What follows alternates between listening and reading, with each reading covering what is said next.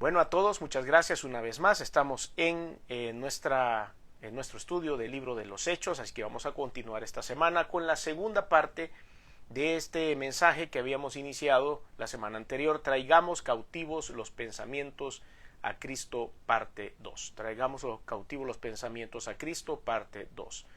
Estamos estudiando el libro de los Hechos, capítulo 17, y habíamos tomado como base de estudio en esta oportunidad los versículos del 16 al 34. En el estudio anterior hicimos un análisis profundo de cada una de las cosas que decían o de las áreas relevantes de esta historia bíblica, y después hicimos una aplicación. Así que voy a hacer muy rápido la lectura de esta porción de la Biblia y de esta historia bíblica, que nos va a servir mucho, y más adelante vamos a hacer la aplicación que nos corresponde para esta semana. Dijimos que el apóstol Pablo estaba en su viaje misionero y que fue a dar a Atenas, y dijimos que Atenas era el centro cultural más importante de la época.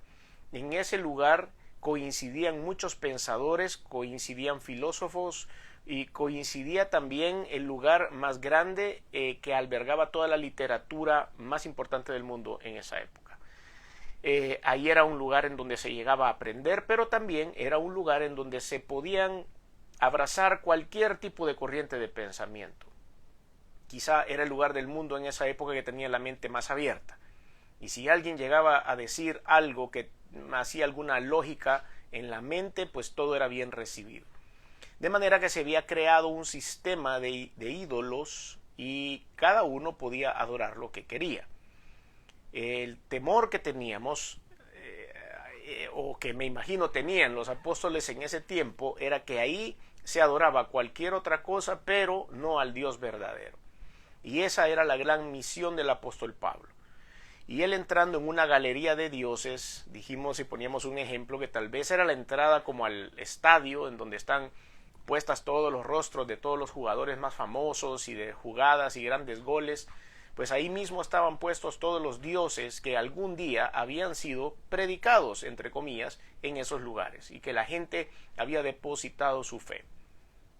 Recuerden, tal vez usted en el parte del mundo donde vive, nosotros estamos acostumbrados a adorar un solo Dios, ¿verdad? Entonces no nos cabe en la cabeza cómo estas personas en aquel tiempo, o estas culturas, podían tener más de un Dios.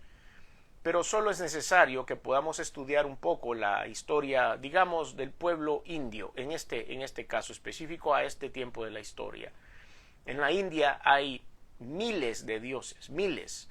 Y una de las prácticas más típicas en ese lugar es poder adorar a más de uno, no necesariamente uno. No tienen esa restricción, si quiere verlo desde este punto de vista, o si no o no tienen esa limitante. Ellos pueden adorar a lo que quieran, animales, objetos, cosas de la naturaleza, etcétera, etcétera. Y ellos no tienen ningún sentimiento de culpa por hacerlo. Pero a nosotros, en este lado del mundo, se nos ha enseñado que tenemos que ser, tenemos que tener un solo Dios, creer en un solo Dios, y que ese Dios, para muchos de los que seguimos la corriente de pensamiento cristiana, la doctrina cristiana, es un solo Dios en tres presentaciones, que es la Trinidad, la Santísima Trinidad, Padre, Hijo y Espíritu Santo. Y ahí deberíamos parar. Aquí, pues, de este lado del mundo, también en Occidente, como se llama, en Europa occidental y en esta parte de América, también hay algunas corrientes de pensamiento filosófico, porque no es bíblico, en donde adoran a ciertos hombres que hicieron grandes cosas o que son considerados santos. Bíblicamente eso no está en ningún lugar. No podemos nosotros adorar a nadie que no sea a Jesucristo, a Padre, al Hijo y al Espíritu Santo. Nadie más, a nada más. No podemos adorar a nadie. De hecho, Dios condena la adoración a otro tipo de ídolos. Entonces, haciendo esta introducción, nos damos cuenta que en Atenas había una conjunción de cosas, y su cultura permitía la apertura a todo lo que le hacía sentido a la gente. Mientras Pablo, versículo 16, Hechos 17, 16, mientras Pablo los esperaba en Atenas, su espíritu se enardecía viendo la ciudad entregada a la idolatría. Así que discutía en la sinagoga con los judíos y piadosos y en la plaza cada día con los que concurrían. Abrió su espectro de evangelización y entonces entraba no solo en las sinagogas, como habíamos leído hasta este momento, sino también en las plazas. Algunos filósofos de los epicúreos y de los estoicos disputaban con él, y unos decían: ¿qué querrá decir este palabrero? La palabra palabrero era como algo despectivo, algo a lo que no le ponían mucha atención, era como basura para ellos. Y otros parece que es predicador de nuevos dioses, porque les predicaba el evangelio de Jesús y de la resurrección, y tomándole le trajeron al Areópago. Explicamos la semana pasada que era el Areópago, era un lugar muy especial, en donde hasta se llevaban a cabo algunas audiencias de la Corte Suprema, si usted quiere verlo desde esa bajo esa óptica. La Corte Suprema del momento, ahí también se hacían audiencias, ahí disertaban grandes filósofos. Dijimos que Sócrates, Platón pasaron por ese lugar, literalmente estuvieron ahí. Entonces era un gran logro para que el apóstol Pablo pudiera estar de pie en ese lugar y poder llevar la palabra de Dios, el evangelio, después de todas las posiciones filosóficas que se habían presentado en ese lugar. Entonces él estaba ahí, en el Areópago, diciendo: ¿podremos saber qué es esta nueva enseñanza de la que hablas?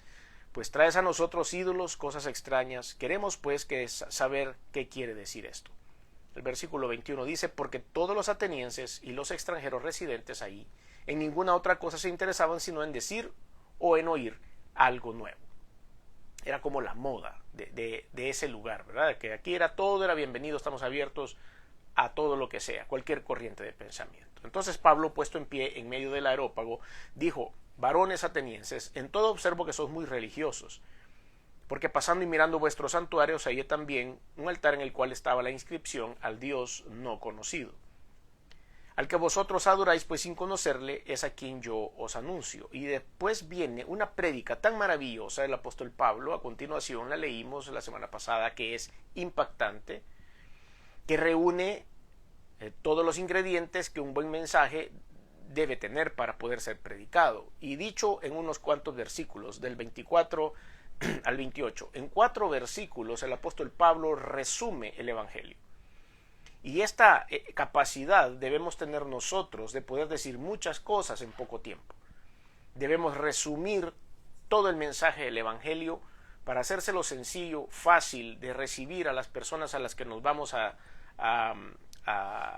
enfrentar, perdón, que vamos a estar tal vez en una fila, que vamos a estar tal vez en el banco, que vamos a estar tal vez en un transporte colectivo y en cualquier lugar, y vamos a tener nada más unos cuantos minutos para poder compartir el mensaje a otras personas. Entonces tenemos que ser claros, concisos y cortos, de manera que se pueda aprovechar el tiempo. Versículo 24 empieza este gran y maravilloso mensaje, este sermón que dio el apóstol Pablo en el Areópago. El Dios que hizo el mundo y todas las cosas que en él hay, siendo Señor del cielo y de la tierra, no habita en templos hechos por manos humanas, ni es honrado por manos de hombres, como si necesitase de algo. Pues él es quien da a todos vida y aliento y todas las cosas, y de una sangre ha hecho todo el linaje de los hombres, para que habiten sobre toda la faz de la tierra.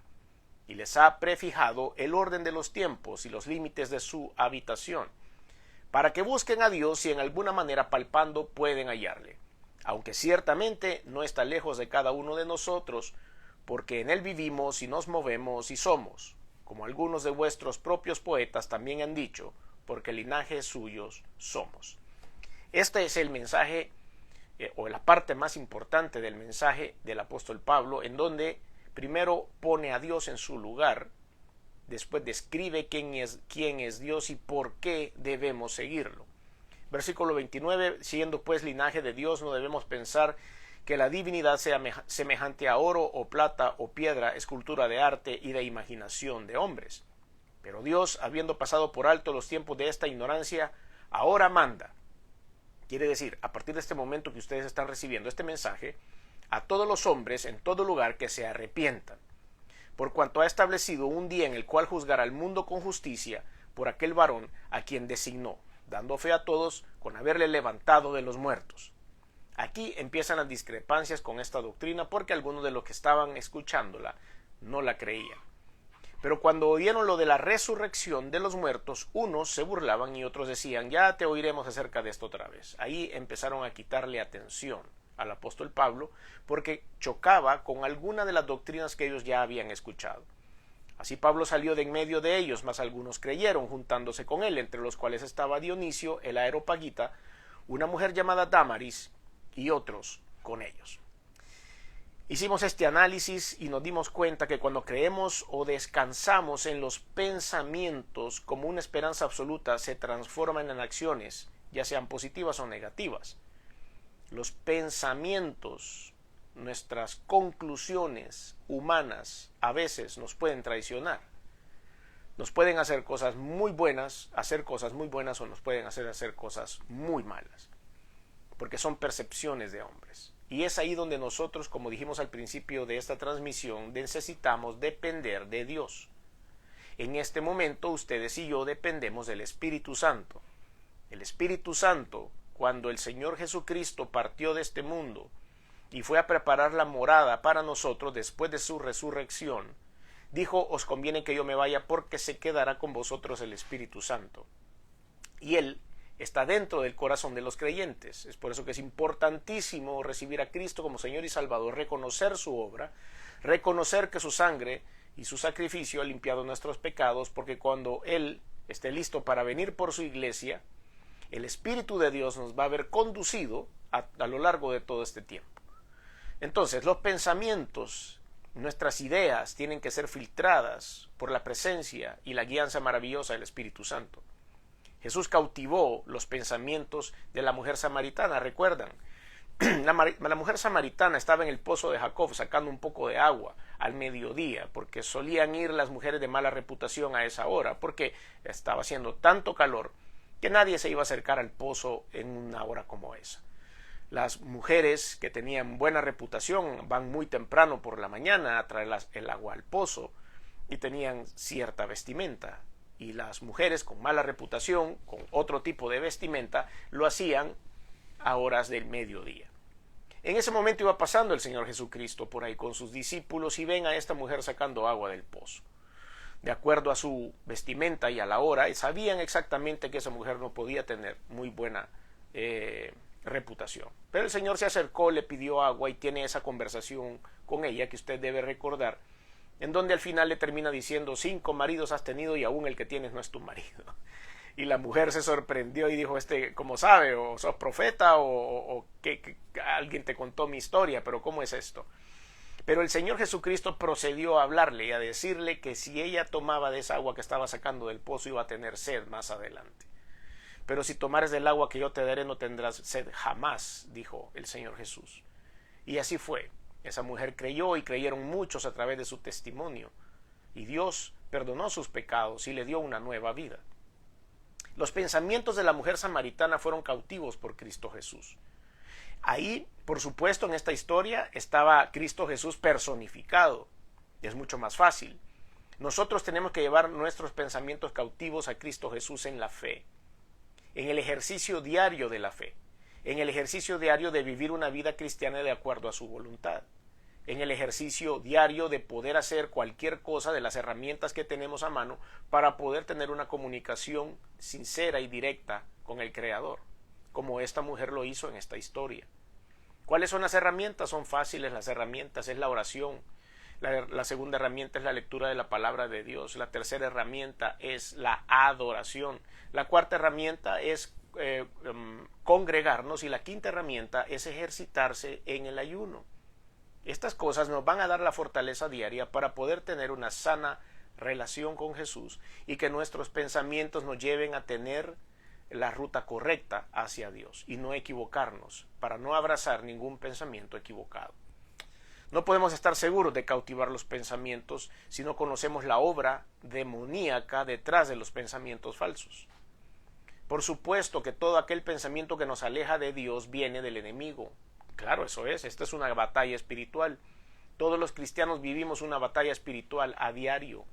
Nos despertamos por la mañana y estamos ya en la batalla espiritual, el Señor Jesucristo procurando que vivamos de acuerdo a su voluntad y Satanás procurando que vivamos de acuerdo a su voluntad. Esa es la lucha diaria.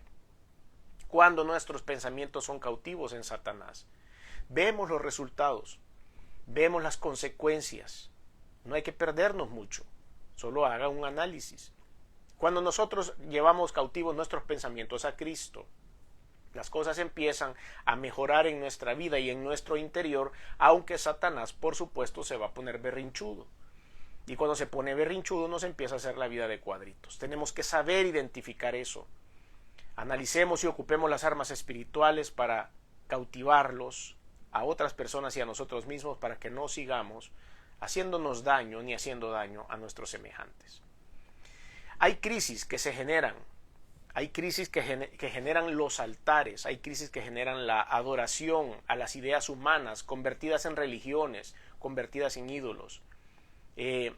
Cuando nosotros vemos esas ideas como relativas, hablamos un poco de esto, porque más adelante vamos a retomar el tema de estos señores que estaban acá poniendo atención y que lo criticaron tanto, ¿verdad? Los estoicos, todos estos hombres que eran, se supone, muy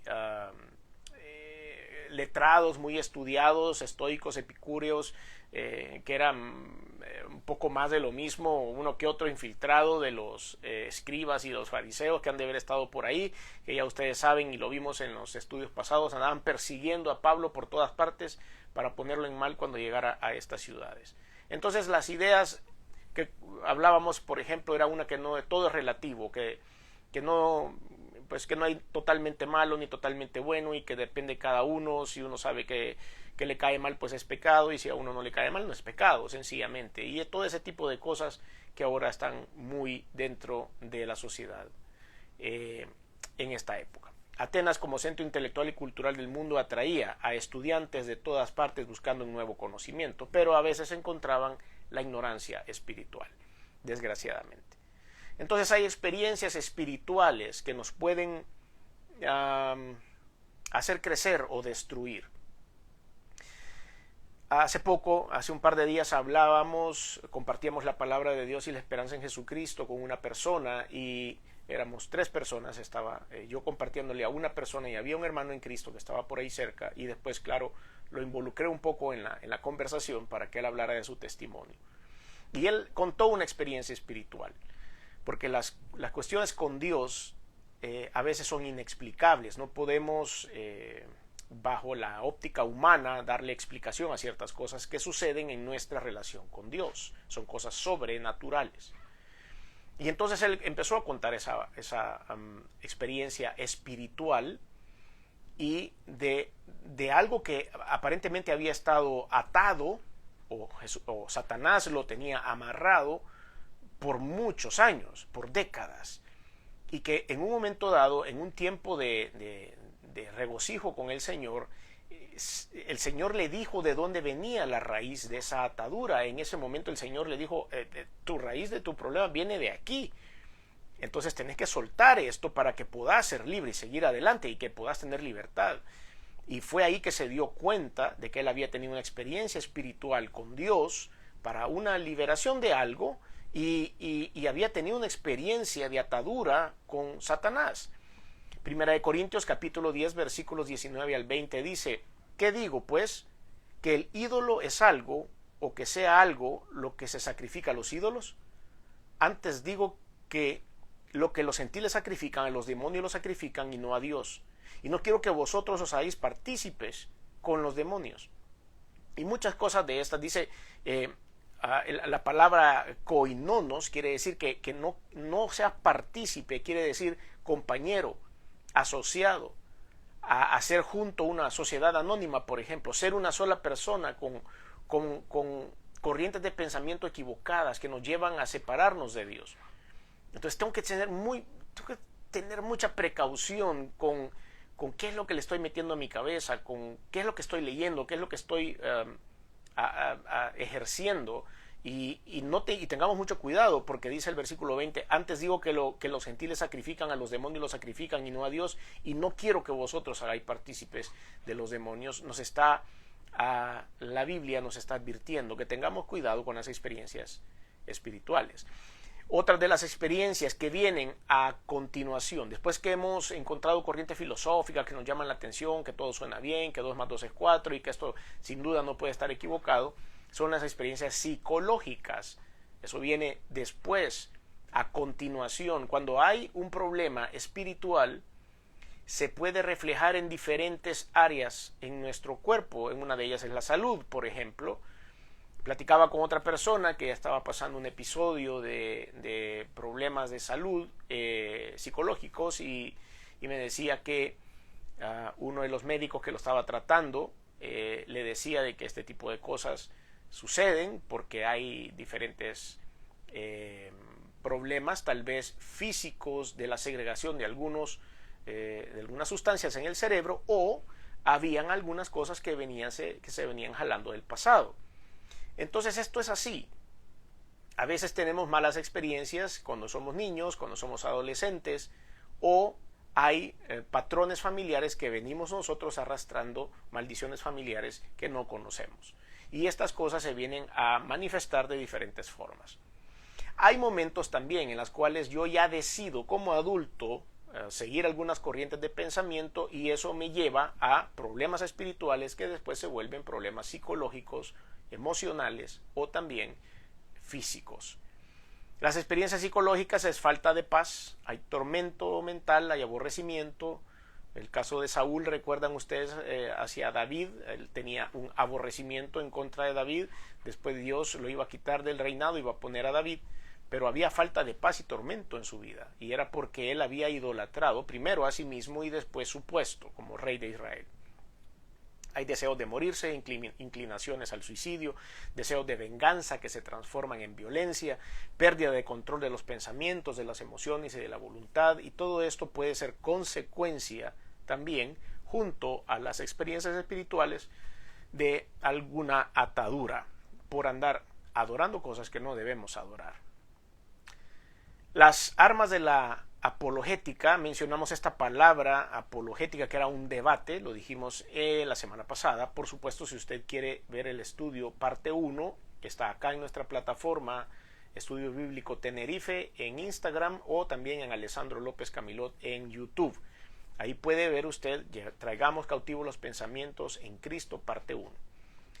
Las armas de la apologética o el debate con el cual yo voy a argumentar las bendiciones que hay en la Biblia, en el conocimiento de Cristo, en entregar nuestra vida a Dios, y la predicación, es decir, cómo voy a plantear ese debate para lograr que la gente traiga cautivo su pensamiento a Cristo y no lleve cautivo sus pensamientos a sus dolamas, a sus ataduras, a su depresión, a su instinto, a su deseo de suicidio, de quitarse la vida y de todas estas cosas que solo vienen de Satanás. Dios no quiere que usted sienta todas esas cosas. Dios no quiere que usted pase molesta o molesto todo el tiempo, que esté peleando con quien quiere a toda hora y en todo lugar, que sea doña queja, que sea don violento, nada de eso. Dios no quiere que usted viva ese estilo de vida mientras esté aquí, mucho menos en la vida eterna. Y es por eso que ahora la apologética, es decir, el debate en el que debemos entrar para demostrar con una predicación, es decir, con una trasladando el mensaje para que la gente lleve cautivo su pensamiento a Cristo. Segunda de Corintios capítulo 10, versículos 4 y 5 dice: porque las armas de nuestra milicia no son carnales, sino poderosas en Dios para la destrucción de fortalezas, derribando argumentos y toda altivez que se levanta contra el conocimiento de Dios, y llevando cautivo todo pensamiento a la obediencia a Cristo. Esa es nuestra meta. Aquí en la Biblia nos está dando el por qué, el cómo y el cuándo de la guerra espiritual, de lo que nosotros como cristianos debemos hacer, primero en nuestra vida, porque este es un ejercicio personal, y después en la vida de otras personas, porque lo hemos dicho en varias ocasiones, el enfoque de la palabra es que todos lleguen al arrepentimiento, que todos lleguen a Cristo. De eso se trata esto. Entonces sus armas y las mías no son carnales, no son armas de bombas y misiles o de tanques, son poderosas en Dios. Y vamos a destruir fortalezas, no vamos a destruir un cuartel, no vamos a destruir una guarnición militar o vamos a deshacer las trincheras. Vamos a derrumbar argumentos, vamos a derrumbar altivez, vamos a derrumbar todo aquello que se arma en contra del conocimiento de Dios. Pero para eso debemos llevar nuestros pensamientos cautivos. Entonces, la apologética es un discurso o defensa de alabanza a Dios. Y esto es lo que se hizo ahí. Versículo 17 del capítulo 17 de los Hechos, que es nuestro texto base. Hechos 17, versículo 17. Así que discutía en la sinagoga con los judíos y piadosos y en la plaza cada día con los que concurrían. Ahí nos damos cuenta cuál era esa apologética desarrollándose en ese momento. Podemos ver esa imagen mentalmente. Y él discutía, dice la palabra discutir, viene del griego dialegomai, más o menos como un diálogo, ¿verdad? Discutir con argumentación razonable o traer juntas razones diferentes. Más o menos eso quiere decir la traducción de esta palabra en el diccionario griego. Argumentación razonable, que entremos en un buen debate, que podamos nosotros llevarle a las otras personas la realidad bíblica con testimonios. Entonces había diferentes ambientes, o va a haber también para ustedes diferentes ambientes. Él le predicaba o compartía este mensaje con los religiosos judíos, con los griegos piadosos, con el pueblo en general, con los intelectuales incrédulos. Era parejo para todo el mundo. Pero él llevaba cautivos sus pensamientos en Cristo, por lo tanto su mensaje era siempre el mismo, solo que acoplado a diferentes oyentes. Por ejemplo, yo no puedo llevar un mensaje con el mismo vocabulario a una audiencia que es de personas en una universidad, por ejemplo, que son muy cultos, muy académicos. Yo debo de llevar un mensaje, el mismo mensaje de Cristo, pero pues los ejemplos que voy a poner van a ser más adecuados al tipo de persona culturalmente más fortalecida. Que cuando de repente voy a ir a un parque central, a una ciudad o a un pueblo y voy a compartir la palabra de Dios con la gente que va caminando por el parque, ¿verdad? Yo tengo que usar un vocabulario, la manera en la que me voy a expresar tiene que ser más rápida, menos complicada, no puedo utilizar algunos términos tan técnicos, tengo que acomodar. Es el mismo mensaje, es el mensaje de Jesucristo de salvación, pero lo tengo que acomodar a los líderes religiosos de la época, a los griegos piadosos, al pueblo en general o a los intelectuales. Debo tener la guianza de Dios también en esa área. La apologética, por ejemplo, de Elías, ¿se recuerdan ustedes? Si usted lo quiere leer más tarde, porque por supuesto no tenemos tiempo para esto, porque esta es un poco larga la historia, pero es maravillosa la historia. Y Primera de Samuel 18, recuerden que Elías estaba peleando con unos profetas de Baal, ¿recuerdan? Hicieron algunos altares y él se sentaba a ver los profetas de Baal. Hagan el altar, les decía, háganlo más grande, pónganle más cosas, échenle esto, pónganle aquello, pónganle lo otro, porque aquí de donde caiga fuego, ese es el que gana. Y él retaba a los profetas de Baal y decía, el altar donde caiga el fuego, ahí verdaderamente está la verdad, valga la redundancia. Y él, cuando estaba armando su altar, le dijo a un joven que andaba por ahí, tráeme varias cubetas de agua y mojalo todavía, para que no encienda el fuego. Pero el fuego de mi Dios va a ser tan fuerte que aún va a quemar el agua. Y le echaban un montón de cubetas de agua y que todo el mundo veía. Dice que hasta hizo un dique alrededor del altar para que se acumulara todo el montón de agua que habían tirado encima de ese lugar, para que no hubieran dudas de que iba a caer la gloria de Dios ahí. Y efectivamente, por supuesto, así fue. Si usted quiere leer esa historia, que es súper interesante, y por supuesto al final levantamos los brazos por la victoria de Dios en esa historia.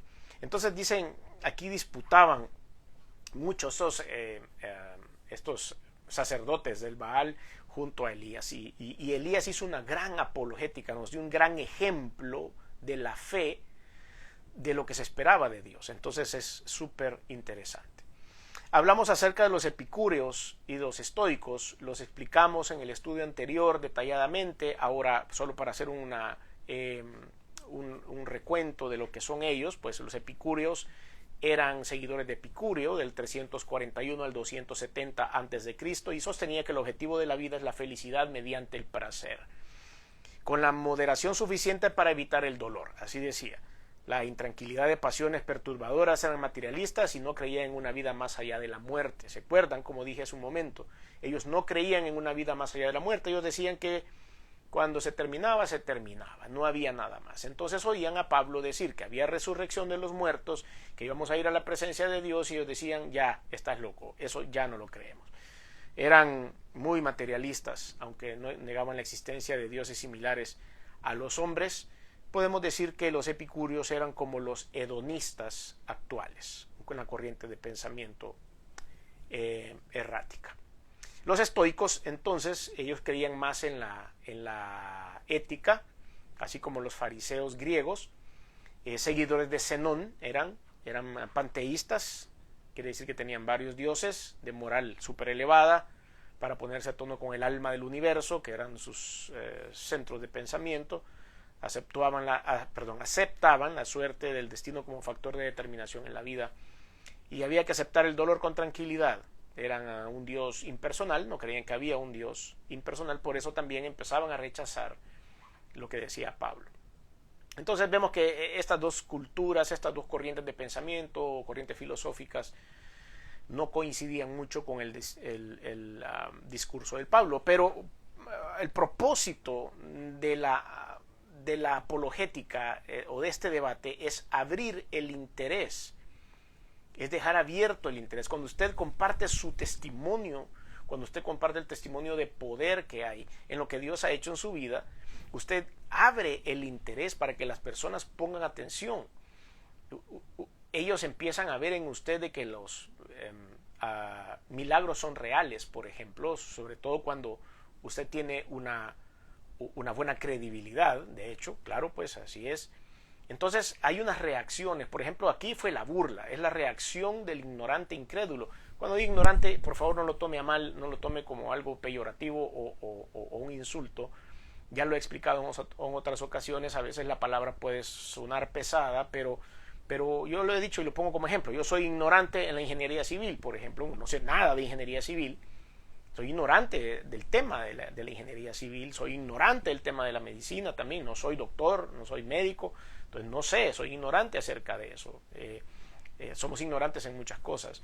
Y aquí la reacción de los ignorantes en la parte espiritual, en la parte de Dios, les, por supuesto, producía la incredulidad. Ese palabrero que le decían, recuerden en el versículo 18 al apóstol Pablo, y el palabrero era alguien que colecciona retazos, era una forma despectiva, por supuesto, de pedacero. Esas cosas que estás hablando no tienen ningún valor, o como cuando un ave está en el piso recogiendo semillas y tratando de rescatar algo. Eso es lo que ellos le decían al apóstol Pablo con esa palabra, palabrero. El incrédulo asocia el evangelio con la religión. Como un predicador de nuevos dioses, decían en el versículo 18. Nosotros no predicamos una religión. Nosotros no debemos predicar una religión. Nosotros no debemos predicar a la corriente de pensamiento cristiano evangélico, o al corriente de pensamiento católico romano, o a la corriente de pensamiento metodista, o a la que ustedes quieran. Nosotros predicamos a Jesucristo, predicamos la palabra de Dios, predicamos el mensaje del evangelio, de la salvación de los pecados a través del arrepentimiento y a través de aceptar a Jesús y su sacrificio como Señor y Salvador. Eso es lo que tenemos que hacer. No estamos predicando una religión. Si usted quiere ir el domingo próximo a la iglesia donde yo estoy predicando, pues venga, bienvenido, lo invito a que vaya. Iglesia Cristiana Josué Central, 4:30 de la tarde, hora de El Salvador. Llegue si está por acá. Pero yo no estoy acá predicando una religión. No, para nada. Estamos predicando el evangelio de Jesucristo. Estamos leyendo y aprendiendo de la palabra del Señor. La predicación declara la realidad del hombre y la de Dios. La predicación declara la realidad del hombre y la de Dios. Por eso la predicación, el compartir la palabra de Dios a través de la apologética o de cualquier otro medio, debe varias cosas. La primera es que debe aprovechar la curiosidad intelectual que tienen algunos. La primera de Corintios capítulo 9 versículos del 20 al 23 dice: me he hecho a los judíos como judío para ganar a los judíos, a los que están sujetos a la ley, aunque yo no esté sujeto a la ley, como sujeto a la ley para ganar a los que están sujetos a la ley, a los que están sin ley, como si yo estuviera sin ley, no estando yo sin ley, sino bajo la ley de Cristo, para ganar a los que están sin ley. Me he hecho débil a los débiles para ganar a los débiles, y a todos me he hecho de todo para que de todos modos salve a algunos. Y esto hago por causa del Evangelio, para hacerme copartícipe de él. Estos son los consejos del apóstol Pablo a los corintios. Él hace lo que sea con tal de poder llevarle esta palabra de esperanza a las personas, donde sea y como sea. Y eso es la necesidad de aprovechar esa curiosidad intelectual que hay. Entonces, punto número 1, debemos aprovechar la curiosidad intelectual. Número 2, debemos ser doctrinalmente cristocéntricos todo el tiempo. Doctrinalmente, no nos podemos salir, estamos predicando el Evangelio de Cristo. Jesús es el único que salva. Jesús es el único que a través de su sangre perdona los pecados. Es el único que va a venir por su iglesia. Es el único que ha resucitado. Es el único que está preparando la morada para todos nosotros. Es el único que puede brindar salvación eterna. Por eso nuestra predicación debe ser cristocéntrica. Él es siempre el propósito de nuestra conversación. Versículo 22, estamos en Hechos 17, versículo 22, nuestro texto base, y ahí es a donde llega el apóstol Pablo. Entonces Pablo, puesto en pie en medio del areópago, dijo: varones atenienses, a todos observo que sois muy religiosos, y habla un poco acerca del Dios no conocido, y de ahí empieza a dar esa prédica, y la prédica del versículo 24 en adelante es cristocéntrica. El Dios que hizo el mundo y todas las cosas que en él hay, siendo Señor del cielo y de la tierra, no habita en templos hechos por manos humanas, ni es honrado por manos de hombres como si necesitase de algo, pues él es quien da a todos la vida, aliento y todas las cosas. Y de una sangre, aquí va el centro del mensaje, y de una sangre ha hecho todo el linaje de los hombres para que habiten sobre toda la faz de la tierra, y les ha prefijado el orden de los tiempos a los límites de su habitación, para que busquen a Dios y de alguna manera palpando pueden hallarle, aunque ciertamente no está lejos de cada uno de nosotros, porque en él vivimos y nos movemos y somos, porque algunos de vuestros propios poetas también han dicho, porque linaje suyo somos, siendo pues linaje de Dios, y empieza a hablar acerca del Señor, que no debemos hacer ningún linaje. No debemos hacer ningún ídolo. Y ahí se va el apóstol Pablo hablando acerca de Dios y hablando acerca de cómo Él nos puede librar de la muerte eterna. Entonces vamos a ver cómo el areópago ejercía una cuestión moral y de religión en ese lugar, y se estaba tomando ventaja sobre eso. Otra de las cosas que debe tener nuestro discurso es de confrontar la realidad detrás de la apariencia. No podemos ocultarnos detrás de una filosofía o de una idolatría. Debemos confrontar la realidad. Como en este tiempo eran religiosos, eran supersticiosos, temían al demonio y hay un montón de cosas, debemos ser claros con lo que estamos proponiendo para confrontar la realidad de algunas doctrinas erróneas. No eran, dijimos en ese momento, eran ignorantes de la verdad, y hay que quitar la ignorancia de la verdad de Cristo. Punto número 4, debemos de confrontarles con la grandeza de Dios. Él es el Creador, Él es el Señor único, el soberano, el eterno, el glorioso, el único y suficiente, el Creador del hombre limitado con propósitos ilimitados, es decir, eternos. Como el Dios Creador está al alcance de todos nosotros. Ese es confrontar la verdad humana de sus limitaciones con la grandeza de Dios. Debemos también confrontarlos con la creación especial que somos como seres humanos. La creación del hombre es una creación especial, diferente a todo lo demás, y tenemos esa opción de poder pasar la eternidad con nuestro Creador. Tenemos que confrontarlos con eso. Debemos también confrontarlos con el pecado, con lo que somos, cuál es nuestra naturaleza, por qué nos desviamos, por qué tomamos malas decisiones, y entender a la par de esto la misericordia de Dios, cómo Dios puede perdonar nuestros pecados si nosotros llegamos con un corazón sincero a su presencia. Debemos también confrontarlos con el juicio de Dios por medio de Cristo resucitado. Hablamos acerca del juicio de Dios, de cómo Dios puede ser justo, debe ser justo, es justo, no solo para perdonarnos los pecados y brindarnos el perdón por las cosas que hacemos, sino también cuando Dios decide impartir justicia y disciplina a los no creyentes y a los creyentes también, porque Dios es justo. Y si a veces es justo que nos discipline, nos va a disciplinar, sin duda alguna. Entonces tenemos experiencias en la siembra de la palabra de Dios dentro del mundo académico, algunas experiencias que podemos encontrar, y usted va a encontrar, y estoy seguro, es que hay unos que van a refutar la verdad por la incapacidad de comprenderla. ¿Las razones? Bueno, porque algunos de ellos van a ser incrédulos y otros van a tener un bloqueo mental a las cosas que digamos. La incredulidad, digamos, 2 Corintios 4, del 3 al 4, pero si nuestro evangelio está aún encubierto, entre los que se pierden está encubierto, en los cuales el Dios de este siglo cegó el entendimiento de los incrédulos para que no les resplandezca la luz del evangelio de la gloria de Cristo, el cual es la imagen de Dios. El bloqueo mental que puede ver ahí es una incapacidad de ver, es la oscuridad del pensamiento. El apóstol Pablo en Efesios 4, 17 al 19, inspirado por el Espíritu Santo, dijo: esto pues digo y requiero en el Señor, que ya no andéis como los otros gentiles que andan en la vanidad de su mente, teniendo el entendimiento entenebrecido, ajenos de la vida de Dios por la ignorancia que en ellos hay, por la dureza de su corazón. Dureza del corazón. Ahí eso quiere decir que hay un rechazo. Entonces dijimos que las experiencias que van a tener es que refutan la verdad por estas razones, por la incredulidad y por el bloqueo mental, y también porque hay algunas formas que van a utilizar para refutar, por medio de la burla o por medio del desprecio. Eso ya lo sabemos. Y número 2, aceptan la verdad por la honestidad de su corazón. Una es rechazarlos y otra es aceptarlos, aceptar su mensaje, aceptar su apologética, aceptar la manera en la que usted va a plantear el evangelio de Cristo. Y ahí entonces se va a producir algo en estas personas que van a llevar a partir de ese momento cautivos sus pensamientos en Cristo Jesús. Por eso dice: pero cuando oyeron la resurrección de los muertos, unos se burlaban y otros decían: ya te oiremos acerca de esto otra vez, y rechazaron el mensaje. Pero también, versículo 34, más algunos creyeron, juntándose con él, entre los cuales estaba Dionisio, que mencionamos en el estudio pasado, la semana pasada, que me trae buenos recuerdos porque se llamaba mi padre, el Areopagita, una mujer llamada Dámaris y otros con ellos. Ellos creen en la verdad de la salvación en Cristo, aceptan la necesidad, aceptan ser discípulos de Jesús. El ejemplo de Dionisio, por supuesto, que era un intelectual de muy alto nivel, que puede ser hasta un magistrado de la época, porque trabajaba en el Areópago.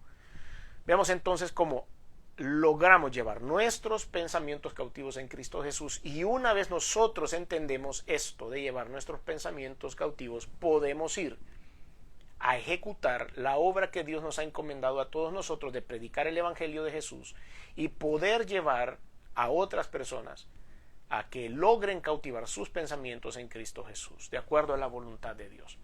Poder botar las paredes de ignorancia que hay con respecto a las cuestiones espirituales, poder botar las paredes que hay de soberbia, de arrogancia, de autosuficiencia, por una dependencia completa a Dios y a su palabra. Podemos de esta manera también ayudar a muchos a ser libres de opresiones espirituales, dijimos, y de opresiones psicológicas.